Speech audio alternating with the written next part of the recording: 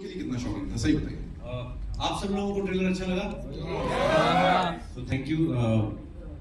मुझे बड़े सारे लोग पूछते हैं आप इस कैरेक्टर में घुसे कैसे। मैंने कहा मैं अभी तक निकला ही नहीं हूँ इस कैरेक्टर से, क्योंकि टीवी इंडस्ट्री में आने से पहले, मुंबई आने से पहले बड़े छोटे छोटे काम हम सभी करते हैं अपनी पॉकेट मनी के लिए। तो मुझे जब हम लोग कनाडा में हम लोग टोरंटो फिल्म फेस्टिवल के लिए गए, तो तब मुझे बातों बातों मैंने नंदिता मैम से शेयर किया। मैंने कहा मैम मैं ना एक बार कोक कंपनी जो कोका कोला, उसमें एज ए हेल्पर काम करता था। तो उसमें इस तरह की स्ट्रगल नहीं होती थी उस समय, ऑफ कोर्स एप्स वगैरह नहीं होती थी, और एक सेल्समैन होते थे जो उसी ट्रक को चलाते भी थे, उसके साथ एक हेल्पर होता था। तो क्योंकि उसकी डिमांड बहुत थी, नई नई एक रेवोल्यूशन आया था उस समय 90s में, तो हमें वो प्रॉब्लम्स तो नहीं कभी फेस करनी पड़ी। हाँ, मेहनत होती थी ऑफ कोर्स, लेकिन जब ये फिल्म की मैंने स्क्रिप्ट पढ़ी और फिर नंदिता मैम ने इतनी रिसर्च के साथ बताया कि ये किस तरीके से ये लोग अपना काम करते हैं, इनको कितना एक पर डिलीवरी पैसा मिलता है और कितना मुश्किल है इनके लिए। सो कहीं ना कहीं वो जिंदगी मैंने बड़ी करीब से देखी हुई है अपने शहर में। ठीक है, समय के हिसाब से थोड़ी थोड़ी चीजें बदलती रहती हैं, पर मेरे लिए शायद इतना मुश्किल नहीं था। और दूसरी बात ये है कि जब आपका कैप्टन, आपके डायरेक्टर ये खुद अच्छी एक्टर है, तो चाह के भी आप ओवर एक्टिंग नहीं कर सकते हो, ये पकड़ लेते हैं उसी समय। सो मुझे बड़ी हेल्प मिली, और स्पेशली मेरी को स्टार शाहाना, ये दो लोग ऐसे थे मेरे आसपास कि आपको प्रोटेक्ट करके रखते हैं एज एन एक्टर भी, और बड़ी सारी चीजें। So thank you ma'am, thank you Shahana. Well, ये तो हुई मानस की बात, लेकिन प्रतिमा की बात भी कर लेते हैं यहाँ पे। Give it up for the very gorgeous, the very talented Shahana Goswami, ladies and gentleman. जोरदार तालियां, come on, we can make some noise. Congratulations on this. This looks fantabulous. And first of all, you teary-eyed or what? Oh no, that's No, you're just, not. Okay, थोड़ा सा आप emotional सा हो रहे हैं यहाँ पे। Tell me one thing, आपकी अपनी एक कहानी है इसमें। You have your own journey. You're not just playing his wife. There is much more to it. Right. So what was the character like? क्या लेस थी जिसमें घुसना पड़ा? And are you out of it, or just like the gentleman here said, he's still into it? I think हमें हर character में कहीं एक कोई चीज मिल जाती है जो आप अपनी पर्सनालिटी या अपने किसी चीज से जोड़ सकते हो। तो प्रतिमा की तरह आई थिंक प्रतिमा बहुत होपफुल है एज अ पर्सन, बहुत ऑप्टिमिस्टिक है। Right. वो मैं बचपन से ही ऐसी हूँ, मुझे हर चीज में सिल्वर लाइनिंग दिखती है, मैं हर चीज में एक उम्मीद के साथ जीती हूँ। उम्मीद यही रहती है कि लोग अच्छे होंगे, चीजें अच्छी होंगी। तो उसका जो जर्नी है वो उस उम्मीद के बलबूते पे ही चलता है, और उसके लिए वो जर्नी हल्की सी आसान हो जाती है क्योंकि उसमें एक उम्मीद है, वो एक हंसी है। और आई थिंक वही वो चाहती है, वो देखती है किस तरह से मानस स्ट्रगल कर रहे हैं, और उनके लिए वो एक बर्डन बन रहा है अपनी फैमिली को सपोर्ट करना। एक उनकी जो निजी जिंदगी बदल गई, एक फैक्ट्री में मैनेजर थे, अब वो एक कुछ और काम कर रहे हैं, लेकिन वो चाहती है कि वो उसको आसान करे उस जिंदगी। And the other thing that I loved is कि रिलेशनशिप जो उनकी है वो एक्चुअल पार्टनरशिप की है। उनमें प्यार भी है, दोस्ती भी है, एक उतार चढ़ाव जो रेगुलर होते हैं वो एक सिचुएशन में वो भी है। So it was just a very beautiful character. और हाँ, वो ऑप्टिमिज्म शायद मुझ में भी है, वो एक हर चीज को एक होपफुल नजरिए से देखना था। Right. और उसी उम्मीद के ऊपर सब कुछ टिका है, मुझे ऐसा लगता है। that सिल्वर लाइनिंग, जैसा बाजी ने भी अभी यहाँ पे कहा था कि सेंटी हो गए सब लोग, और लग रहा है कि यार दिल को छुएगा। आई थिंक वो जो कॉमन लोगों से उठाया हुआ चीजें है ना, वो ही यहाँ पे मैटर करती है। इन दो कैरेक्टर्स को जिन्होंने जीवांत किया, I would say, ladies and gentleman, the very talented writer, director, producer, give it up for Nandita Das. Welcome.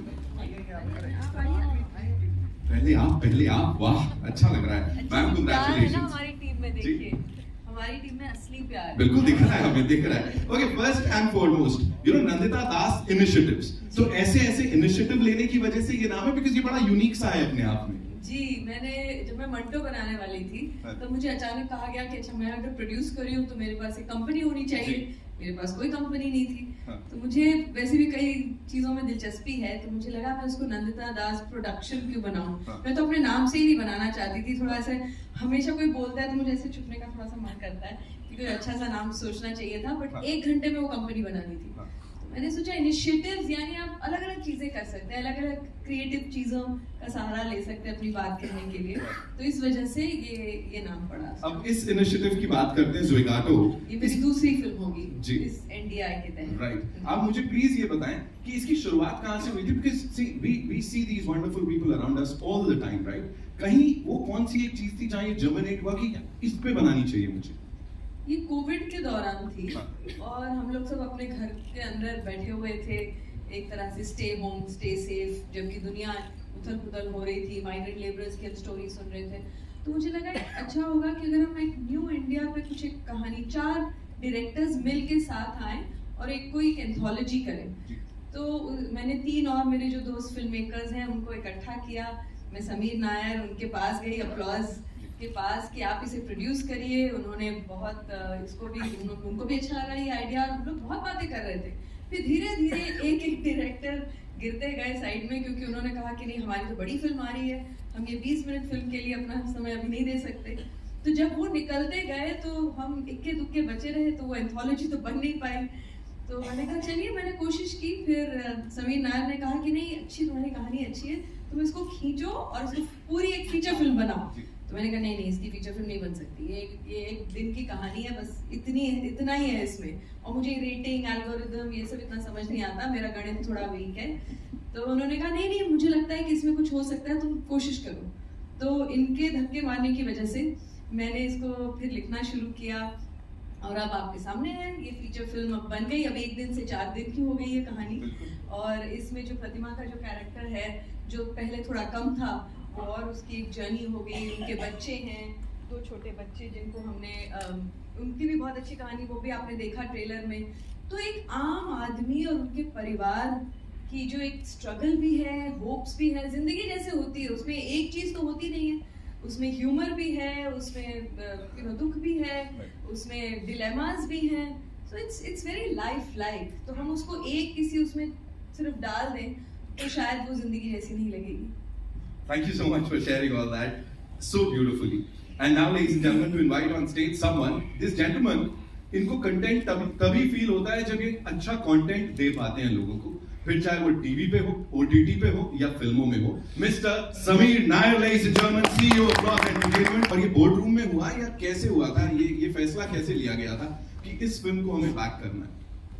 Actually फैसला तो इन लोगों ने मुझे बुलाया था, the other 4 directors and Nandita, कि एक ये शॉर्ट फिल्म एंथोलॉजी बनानी है। तो उस चक्कर में हम लोग ने बातें शुरू की एंड ये सारी कहानी अच्छी थी।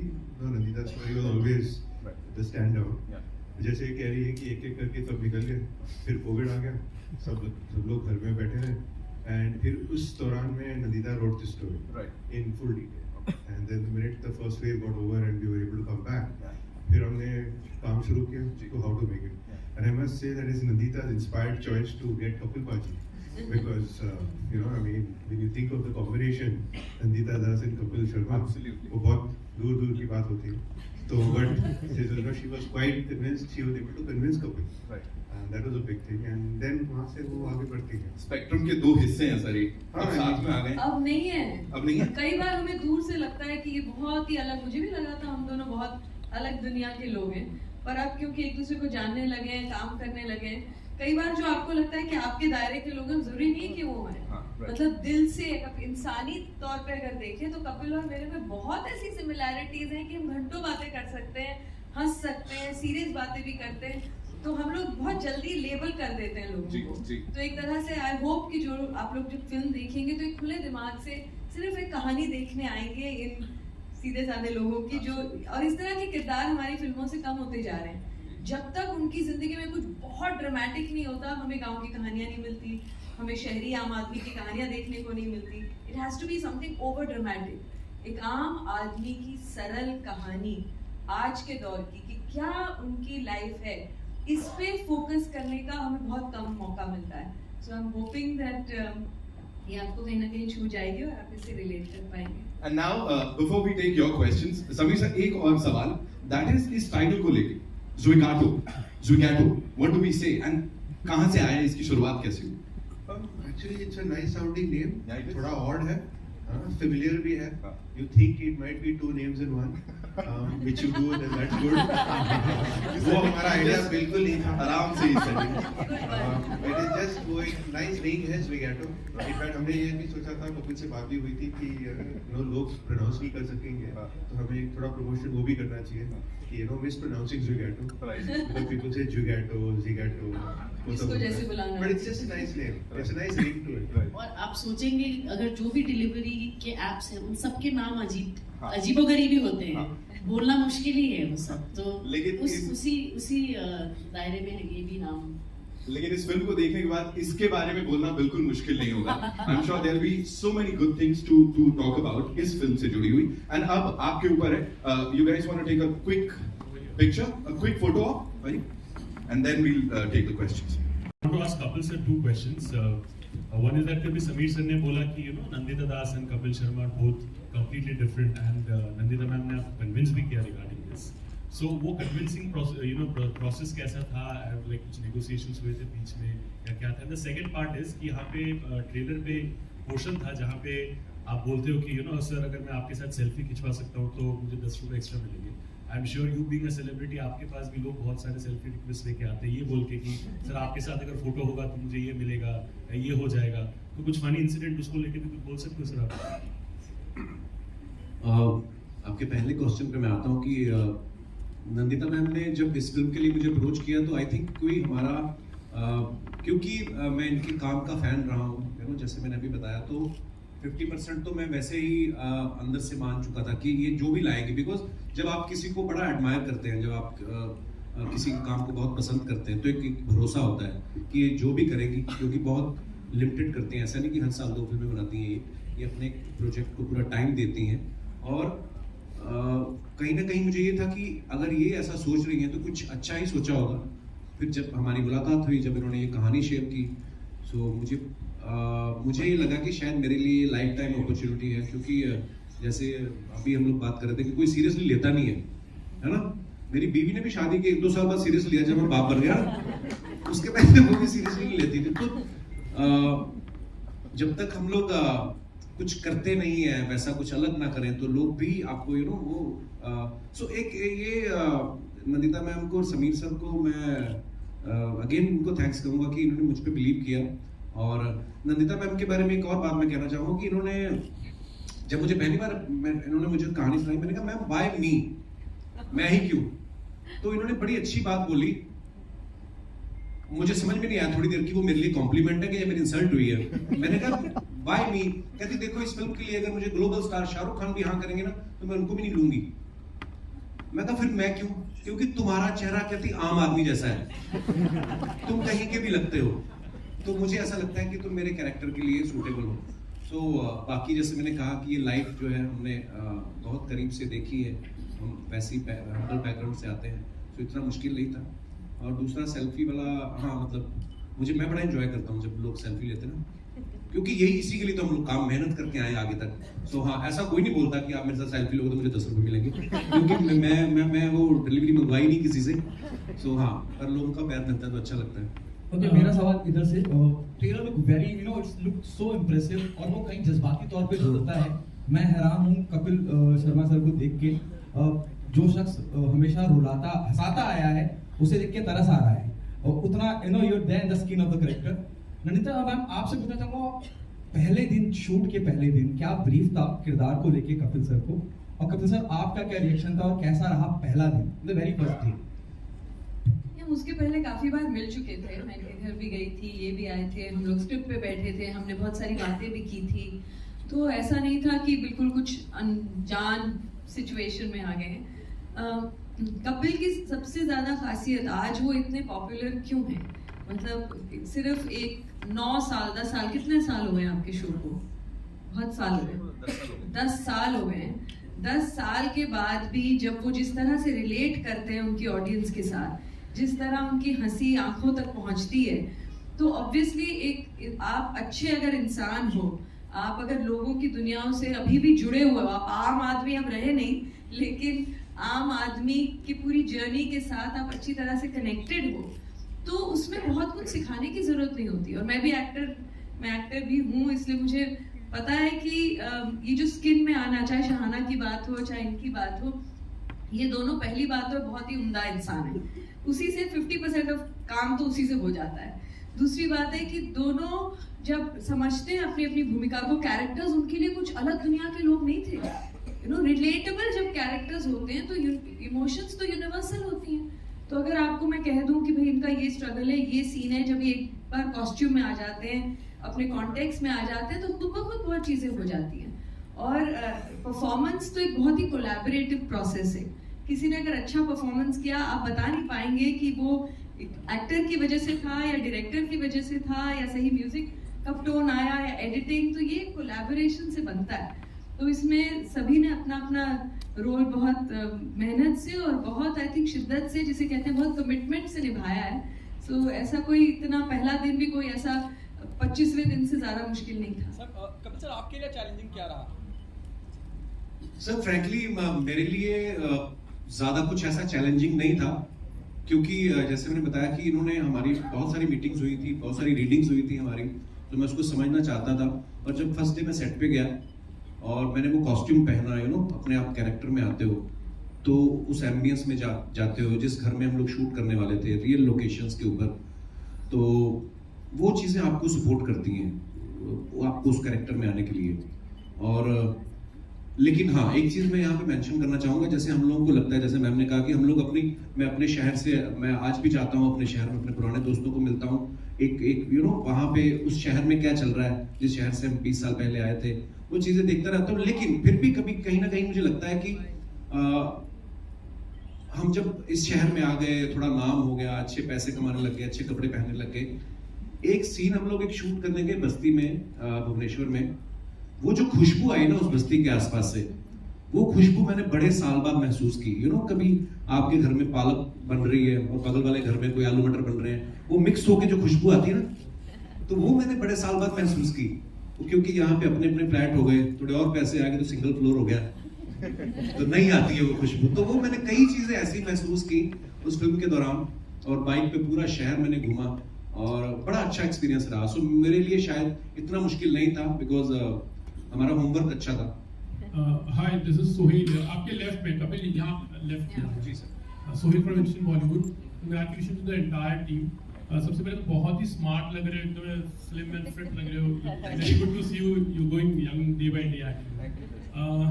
मेरा सवाल था कि पिछली जो फिल्म थी उसके बाद एक लंबा सा गैप हो गया, definitely you doing your show also, तो आप किस तरह से टोटल इसको मैनेज कर रहे थे, या फिर अपने कॉन्शियस डिसीजन था आपका कि एक फिल्म करनी है, उसके बाद एक अच्छी कोई स्क्रिप्ट आएगी, या फिर उसके बाद I will be taking some film, और किस तरह की script you are looking out for? Sir मुझे ना जो लोग स्ट्रेटजी बनाते हैं कि मेरी ये स्ट्रेटजी रहेगी, इस फिल्म के बाद मैं ऐसी करूंगा, मैं फ्रैंकली बता रहा हूँ, मेरी ऐसी कोई स्ट्रेटजी नहीं होती। सबसे पहली फिल्म जो मैंने करी थी, मेरे दोस्त और मेरे हम लोग साथ में काम कर रहे हैं, अंकल गोस्वामी अभी भी यहाँ पे मौजूद हैं, इनकी लिखी हुई थी, क्योंकि हम लोग बहुत सारा समय साथ में बिताते हैं। फिर उन्होंने जब मुझे सुनाई किस किस को प्यार करूं, तो मुझे मजेदार लगी। पहली फिल्म थी, मजा आया। दूसरी फिल्म जो बनाई फिरंगी, वो मेरे दोस्त हैं राजीव, वो भी यहाँ पे मौजूद हैं, इन्होंने डायरेक्ट की थी। वो भी हमने दिल से ही किया जो काम किया, कभी ऐसा सोच के नहीं किया।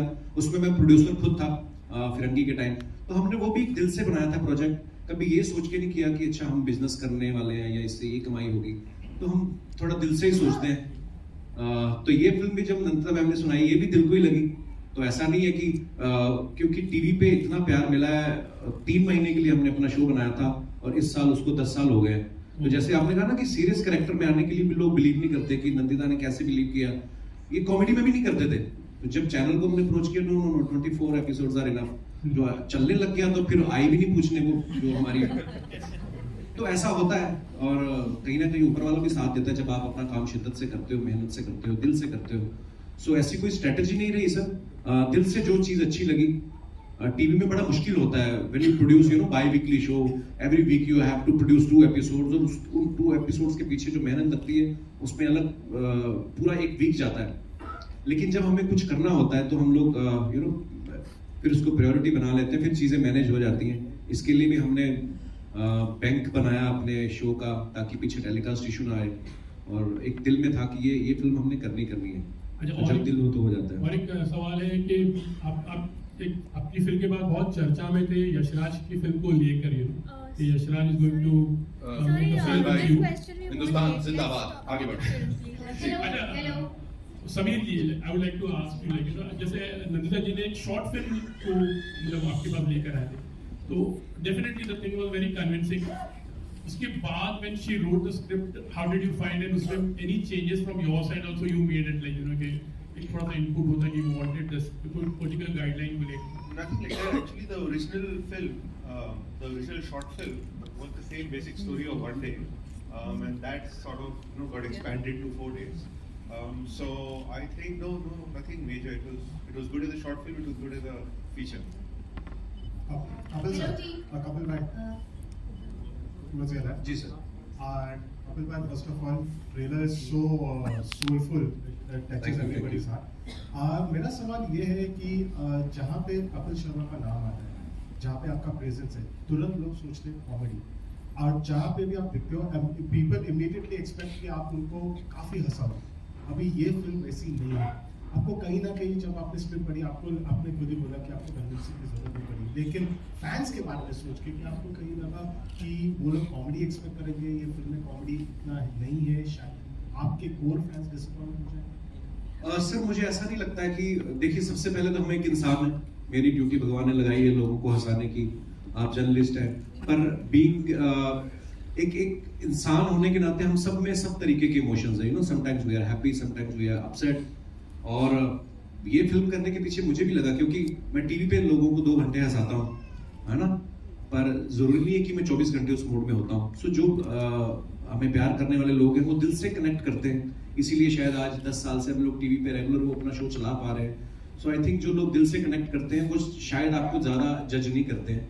और मुझे भी ऐसा लगता है कि लोग कॉमेडी में देखना चाहते हैं कि मैं और कॉमेडी करूं, और वो तो टीवी पे हम लोग करते ही हैं, लेकिन ये फिल्म में शायद वो ज्यादा खुश होंगे, क्योंकि उन्होंने शायद ऐसे किरदार में इतना सीरियस गंभीर भाव में कभी मुझे देखा नहीं है. सो मैं एक जैसे मैंने पहले कहा ना कि हमें लग रहा है कि ये हमारे हिंदुस्तान की ऐसी कहानी है. मुझे एक किस्सा याद है, जब हम लोग साउथ कोरिया में थे, बुसान में, तो मैं और मेरी वाइफ ऐसे साइड पे जो 2 सीट होती है वहां पे बैठ के देख रहे थे, और वहां पे बहुत कम, रियरली 3-4 इंडियंस थे.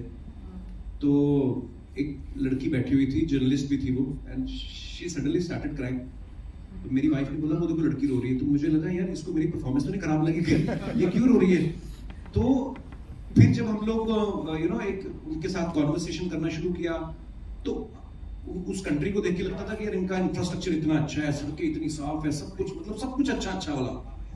आउटस्कर्ट्स में हम लोग को जाने का मौका नहीं मिला, लेकिन उन्होंने बोला कि सर हमारी कंट्री में भी ऐसा हुआ है, ऑब्वियसली ग्लोबली ऐसा हुआ, बहुत सारे लोगों की जॉब्स गई. सो इमोशन कहीं ना कहीं यू नो एक फैमिली, एक इमोशंस हर जगह यूनिवर्सली सेम ही है. सो अगर वो लोग कनेक्ट कर सकते हैं, जो उनको तो पता ही नहीं था कि मैं कॉमेडियन हूं या कौन, उन्होंने पहली बार मुझे देखा. सो जो लोग हमें जानते हैं, आई थिंक उनको भी मजा आएगा. इसमें मैं थोड़ा सा जोड़ सकती हूँ एक छोटी सी बात. जैसे टोरंटो में भी फेस्टिवल मैं कई बार जा चुकी हूँ अपनी पुरानी दूसरी फिल्मों के साथ, बट इस बार जब मैं गई तो कपिल के बहुत सारे फैंस आए जो कभी शायद फेस्टिवल में नहीं आए. तो मैं भी सोच रही थी, पहली हमारी स्क्रीनिंग थी, मुझे लगा कि अच्छा इनका क्या रिएक्शन होगा, इन्होंने तो इस तरह की फिल्में ही शायद नहीं देखी हैं, वो क्या डिसअपॉइंट, जो आपने बताया कि डिसअपॉइंट हो गए. और उनके जब उन्होंने सवाल करने शुरू किए या उनसे जब बात हुई आखिर में, वो बहुत ही इनफैक्ट खुश थे.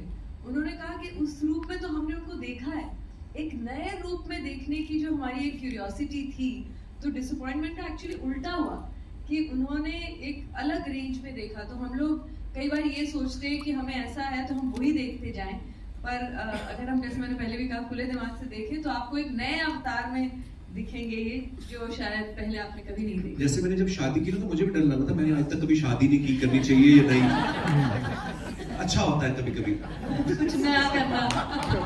Shahana, I have a question for you. You're a fantastic actress.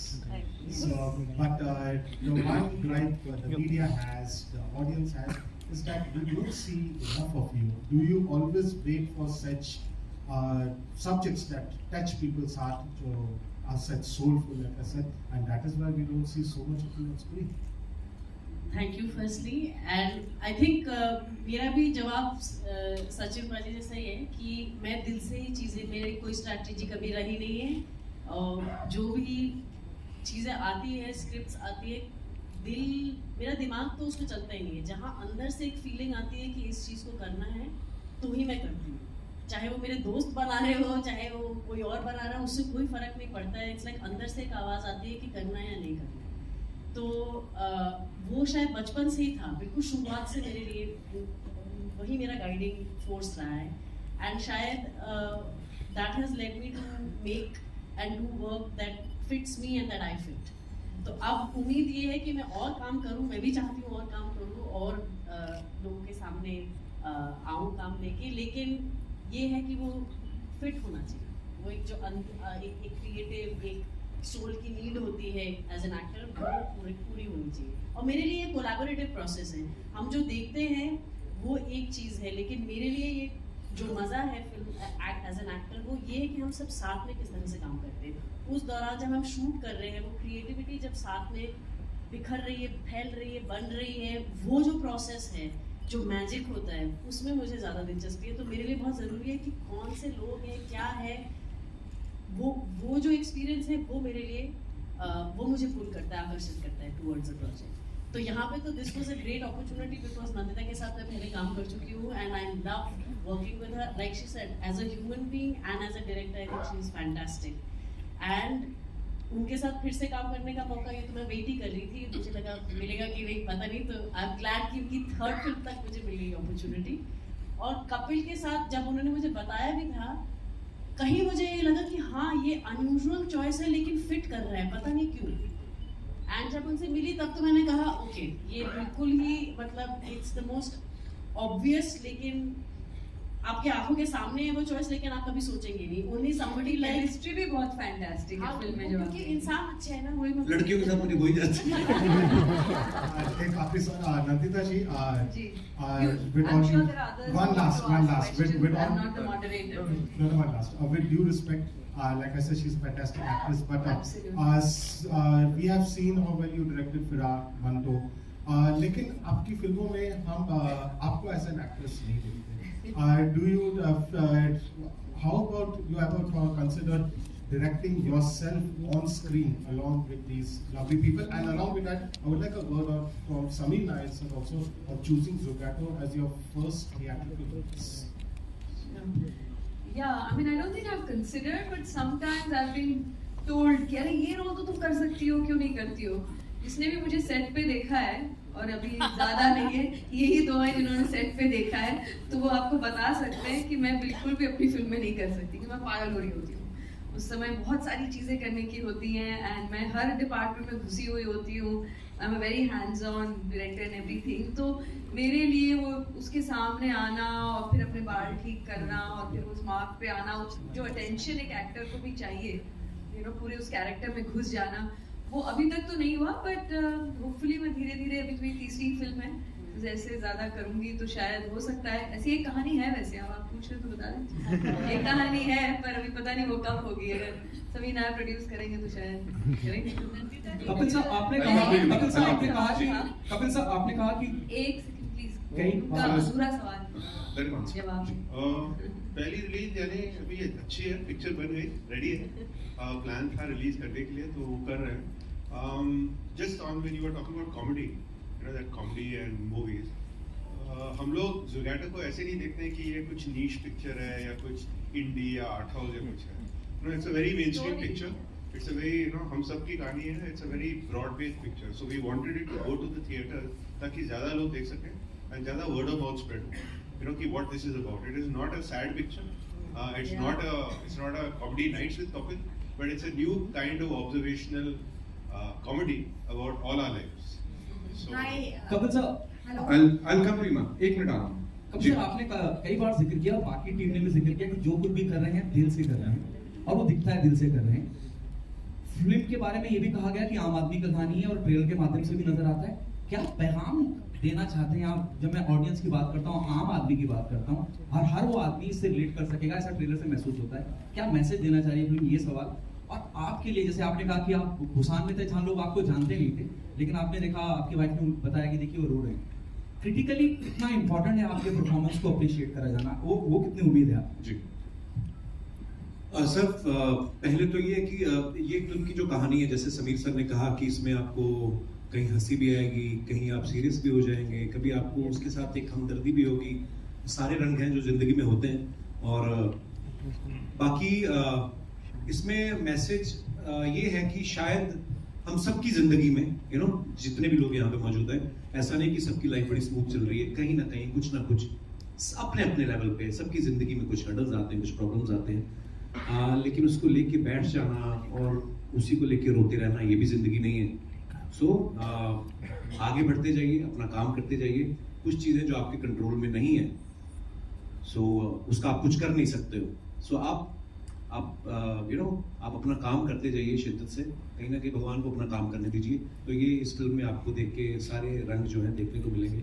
और दूसरा सर मैं भूल गया, क्रिटिकली कितना इम्पोर्टेंट है, जैसे आपने जिक्र किया कि आपकी पत्नी ने कहा कि देखिए वो रो रहे हैं, जबकि वो लोग आपको एज ए कपिल शर्मा नहीं जानते हैं जी, और लेकिन फिर भी वो आपके परफॉर्मेंस से, आपके टीम के परफॉर्मेंस से बहुत मुतासिर है। आपके लिए कितना इम्पोर्टेंट है आपके परफॉर्मेंस को स्पेसिफिकली क्रिटिकली अक्लेम मिलना? सर मुझे लगता है कि मुझे शायद एप्रिसिएशन नहीं मिले, लेकिन इस किरदार को एप्रिसिएशन मिलनी चाहिए। अगर आप उस किरदार को देख रहे हैं, अगर आप उसके साथ कनेक्ट कर रहे हैं, अगर उसको एप्रिसिएशन मिल रहा है मानस को, तो आई थिंक वो कहीं ना कहीं मैं खुश होऊंगा कि हाँ यार मैं उस किरदार को सही से निभा पाया। तो बाकी लोग प्यार तो पिछले 15 साल से कर रहे हैं, लेकिन ये जो है इसको देख के मैं खुद जब मैंने अभी ट्रेलर देखा, तो मैंने पहला ट्रेलर जो आया वही देखा था, और बड़ी स्क्रीन पे मैंने भी आज पहली बार देखा है। सो आई थिंक मैंने बहुत अच्छा काम किया।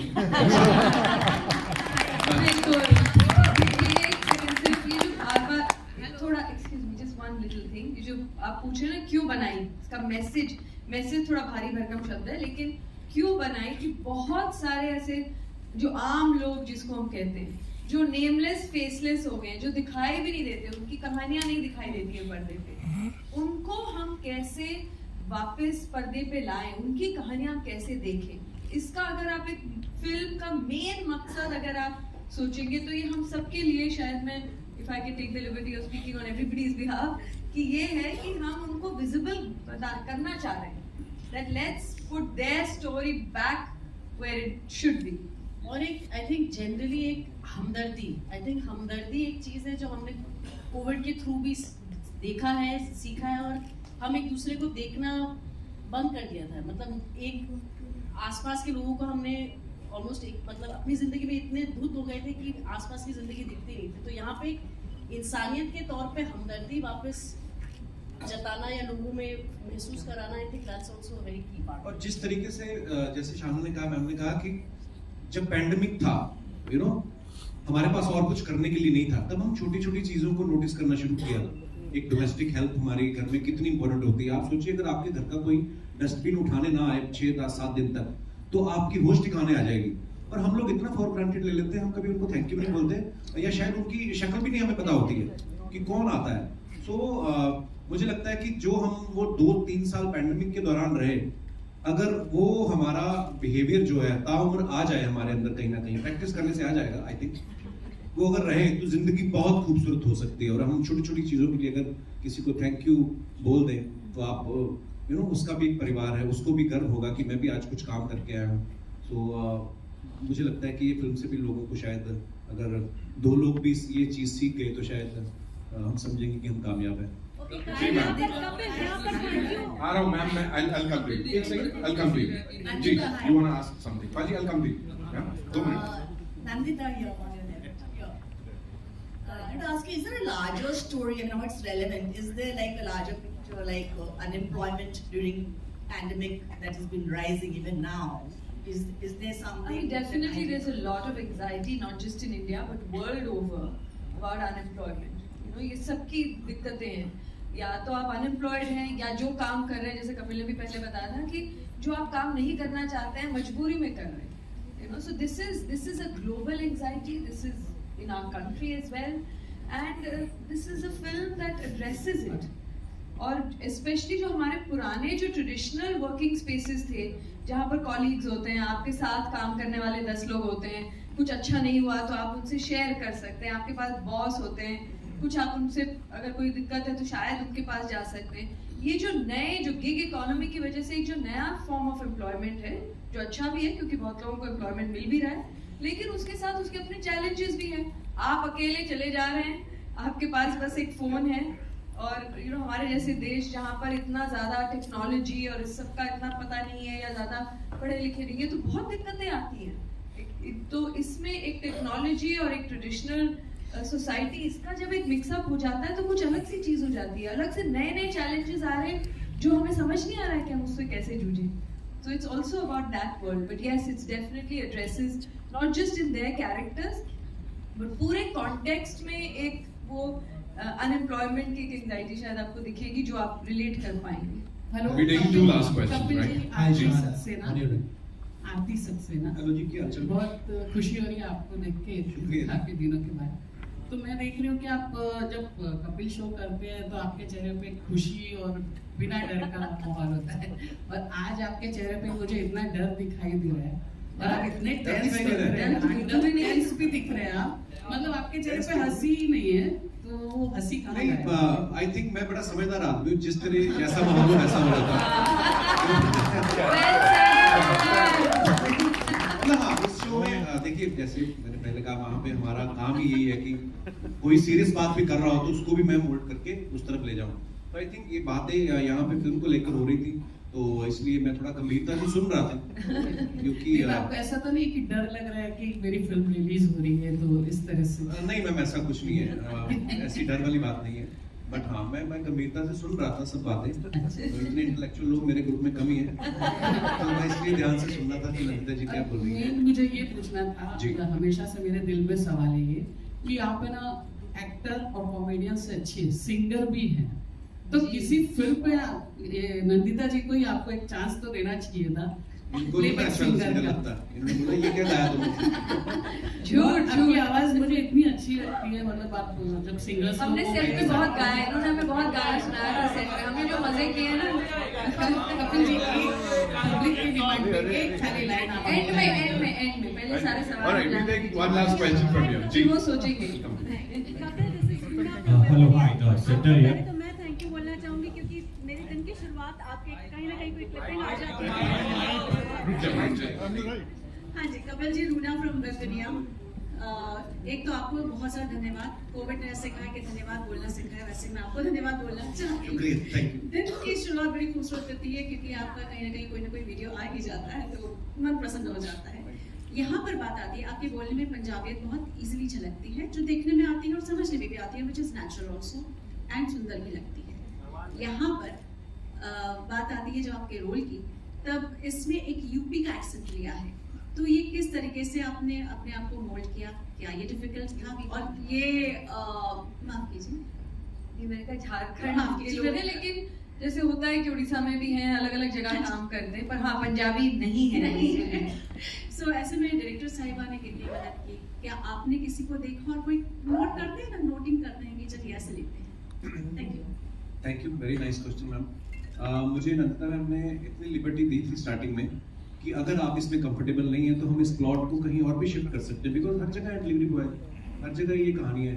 तो मैंने कहा नहीं, फिर मुझे क्या फायदा हुआ नंदिता दास के साथ काम करने का, आप करवाओ मुझसे जो आप करवाना चाहते हो। तो इतना मुश्किल नहीं था। अगर आप देखो हमारे हिंदुस्तान की खूबसूरती क्या है, हम बोलते हैं कि हमारी जो हिंदी भाषा है, आप किसी भी स्टेट में चले जाओ, पंजाब वालों की हिंदी जो है वो समझ में आ जाएगा आपको, ये पंजाबी आदमी हिंदी बोल रहा है, यूपी वालों की हिंदी अलग है, बिहार वालों की अलग, मध्य प्रदेश की अलग है, बेंगलोर वालों का अलग है, सब है ना, मुंबई की, तो सब लोग अपना एक लोकल तड़का लगाते हैं।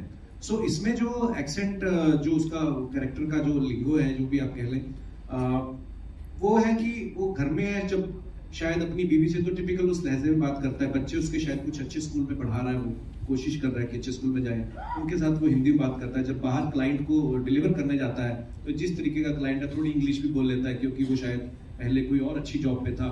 सो इतना मुश्किल नहीं हुआ, क्योंकि हम लोग, हम समाज में हमारे हर तरह के दोस्त भी होते हैं। मेरी टीम में भी, मेरे शो में भी बहुत सारे लोग हैं जो झारखंड से, इनफैक्ट एक लड़का मानस भी है हमारी टीम में, शायद आया भी होगा, हाँ। तो कहीं ना कहीं आपकी, मुझे लगता है ट्रेनिंग तो बचपन से चल रही होती है, और हिंदुस्तान बेस्ट है। मुझे लगता है किसी ड्रामा स्कूल जाने की जरूरत नहीं है, अगर आप हिंदुस्तान में पैदा हो जाओ ना तो बड़ी सारी चीजें आपके साथ वैसे ही आ जाती है, वैसे ही सीख जाते हो, तो इतना मुश्किल नहीं था।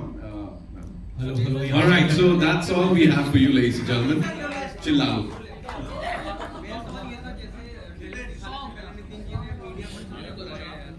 मौका मिलेगा।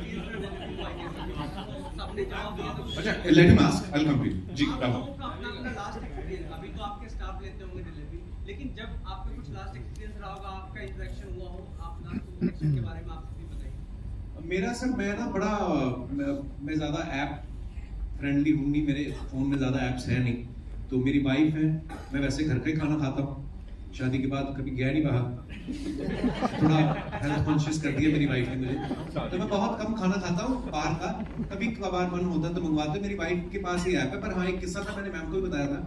हमारे घर में एक स्टाफ, हमारे अर्जुन भैया हैं, उनका बर्थडे था, तो केक मंगवाया मेरी वाइफ ने। तो वो जो केक लेके आया बंदा, वो शायद पलट गया, होता ना कभी कि उसका साइड थी पलट गई, तो सारी क्रीम जो डब्बे पे लग गई।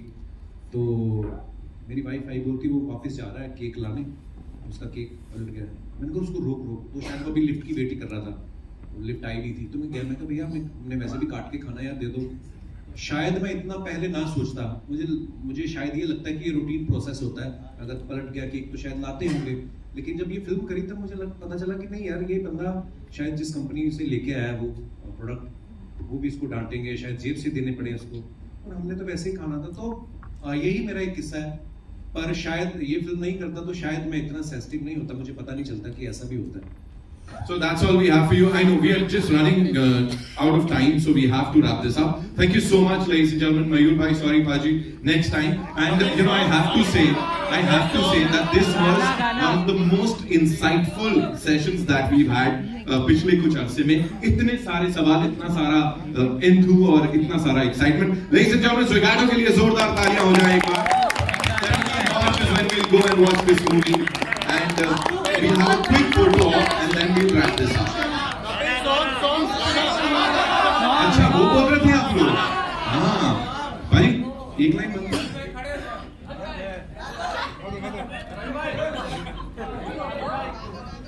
कौन सा गाँव वैसे? अच्छा, ये कह रहे थे। हाँ, कौन सा गाँव? जो गाना आपने मेरे लिए गाया, की खास फरमाइश होगा। आपने मेरे लिए गाया था, याद है जो शूट